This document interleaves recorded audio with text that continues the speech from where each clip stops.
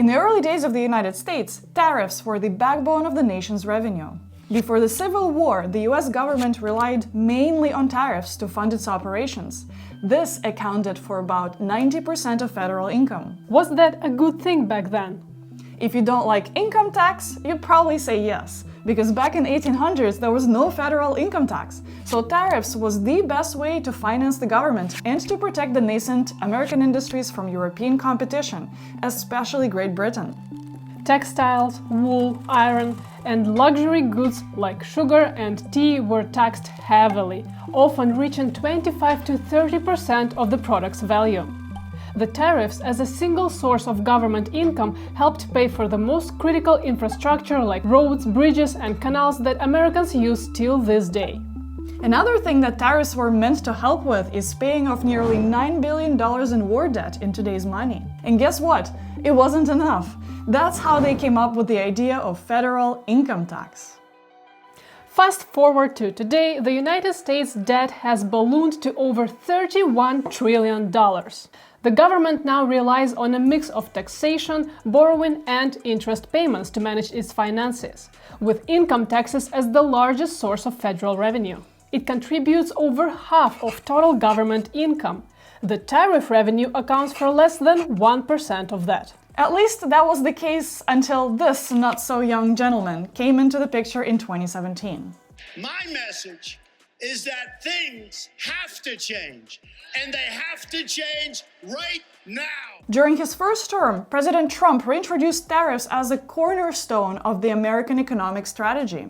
And at the first sight, it made so much sense that President Biden stuck with most of them when he came into power next. Made in America. Made in America, made in the USA. The revitalization of American manufacturing. In 2018, President Donald Trump imposed a 20% tariff on imported washing machines. This move was designed to protect the US manufacturers from Asian giants like LG and Samsung. How did that play out? Well, the price of the washing machines almost immediately increased by about 12%, adding around $90 to the average consumer's bill. But that's not all. Since washing machines are often bought in pairs with dryers, the price of dryers conveniently went up by $90 too. Simply put, tariffs meant higher prices for the consumers. Trading in today's world is rather different than trading in the 1800s. Our economies are intertwined, and if one country decides to implement the tariff suddenly, the entire manufacturing chain can crumble into pieces. But there were good things that came out of 2019 tariffs. With time, LG and Samsung shifted production to US to avoid taxes, and that created around 2,000 new jobs. But how many jobs were lost? Well, we'll get to that in a second. When you look at the jobs created and cost to the consumer, for every job created from those 2,000, consumers collectively spent $820,000 more. So the new jobs created cost Americans $1.6 billion in additional spending. That's a terrible deal for consumers. But what about the government? Did the tariffs actually make money for the US government? And if so, how much?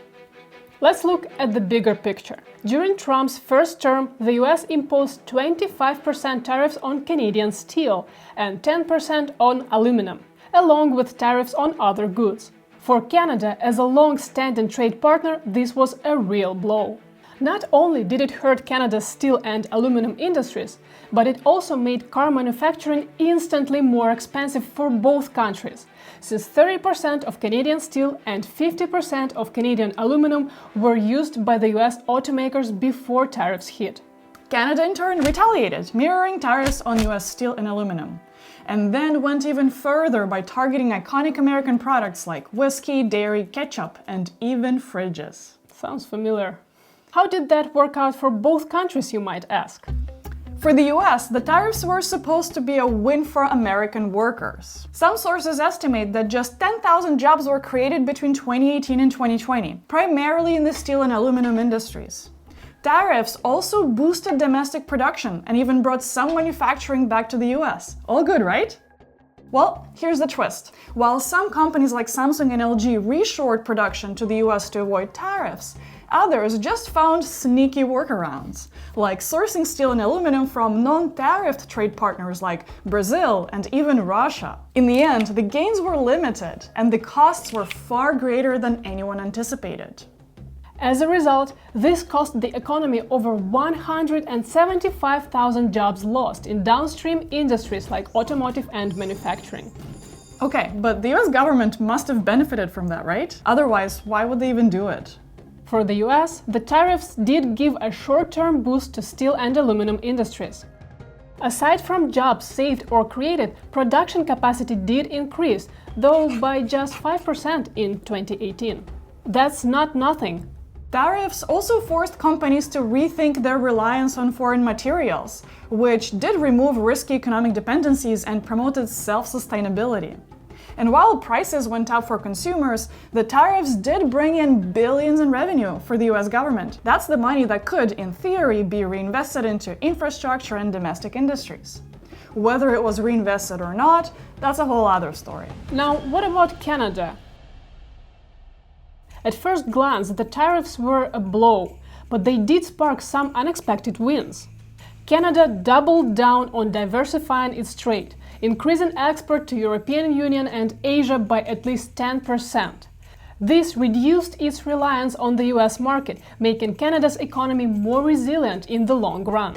As US President Donald Trump pushes ahead with tariffs on steel and aluminium imports, around 8,000 kilometers away in Chile, a landmark Asia-Pacific free trade deal has been signed. Plus, the retaliatory tariffs on US goods gave a boost to Canadian industries like whiskey and dairy, as consumers turned to local alternatives. And we're seeing the same trends now. Canadians are turning to support local products.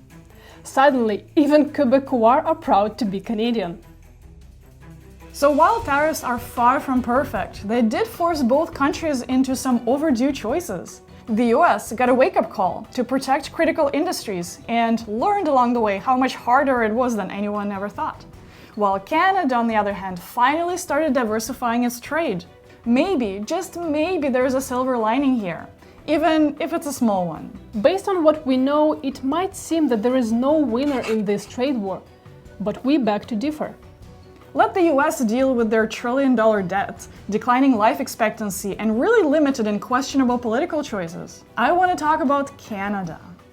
Canada is a land of tremendous resources. We have vast oil sands in Alberta, rich forests that fuel a multi-billion-dollar timber industry, and fertile soil that makes us one of the largest agricultural producers. We have one of the world's largest concentration of AI research talent in Toronto-Waterloo Corridor and Montreal, some of the largest freshwater reserves in the world, green energy, and abundant mineral resources including gold, nickel, copper, potash, and uranium. This is the resources that 90% of other countries can only dream of. But here's the thing. We've been far too comfortable resting in the shadow of our big, loud neighbor to the south. For decades, we've relied on the US markets for trade, leaning on it as a crutch. We've become so dependent that Canadians aren't even taken seriously by Americans. Question 1. Do you want to be Canadian? Question 2. Really? Why do we let you be a country? Let's face a harsh truth. Canada has been complacent. We've sat back, taking advantage of the easy trade routes while the world has rapidly changed around us. And today's trade war is the slap in the face that we really needed. The tariffs imposed by the US can finally force Canada to wake up and take action. And I think it's working. We are seeing national unity among Canadians, something I personally haven't seen in a while. Even Quebecois suddenly are proud of being Canadian. That's really worth something. Across the country, pride in Canada is up, according to a new Angus Reid poll, but nowhere more than here in Quebec. C'est certain que ce qui arrive avec Trump. Trump is reinforcing Canadian pride, he says. It's a good thing. Canadians are putting their foot in the ground. We are pushing back and holding our line. The prospect of tariffs on Canada is an enormous opportunity. If we stand firm, stand strong, and forge new partnerships, support our businesses, Canada will evolve into an economic powerhouse, one that the US could only dream of by 2050. Sure, the US economy is the largest, but nothing lasts. And you know what's even larger? The next 8 countries in the largest GDP list. Let's tap into that. Let's build oil pipelines connecting Canadian East with the West. Sure, it won't be easy, but everything that's worth something is always hard. Let's trade with more than 100 countries. Let's refine our own oil. Let's invest in research and development. We have the world's highest concentration of AI research. How come that we don't have our own version of DeepSeek or ChatGPT? It's time to increase our productivity and innovate aggressively. You know what else we've been dropping a ball on for the longest time? Politicians of all stripes say more interprovincial trade could be a solution. Interprovincial trade. We create political barriers, and that divides the nation even more. British Columbia, Alberta, Quebec often clash over the key issues like energy pipelines, carbon taxes, and resource management. This leads to fragmentation rather than cooperation. This lack of unity not only hinders interprovincial trade, but also makes us weaker as a nation and as a country. If provinces bicker over their household items, how can we even begin to talk about building a strong foundation for our home? Finally, it took one common tariff enemy for provinces to finally start collaborating and talking about boosting domestic markets. Imagine the power of connecting Ontario's manufacturing strength and British Columbia's natural resources. That's huge potential for growth in sectors like clean tech, agriculture, and advanced manufacturing.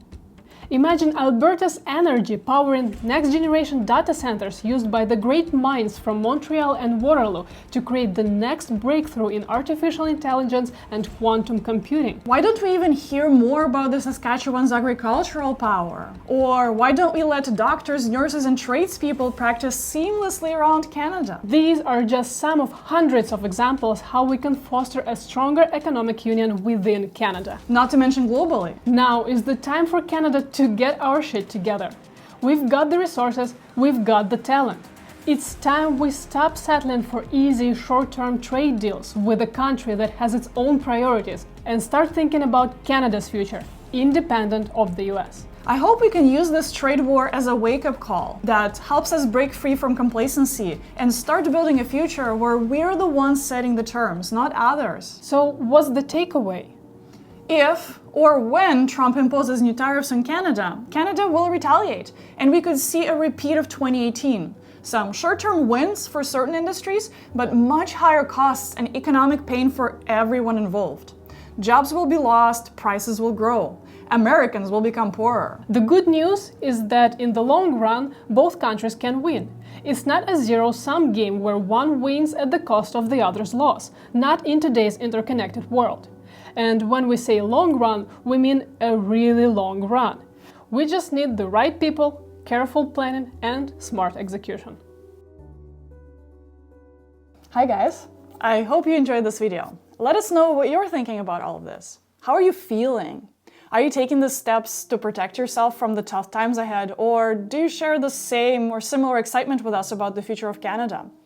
Maybe we're just overly optimistic, but hey, the world was built on a healthy dose of optimism sprinkled with pragmatism, and we shouldn't forget that.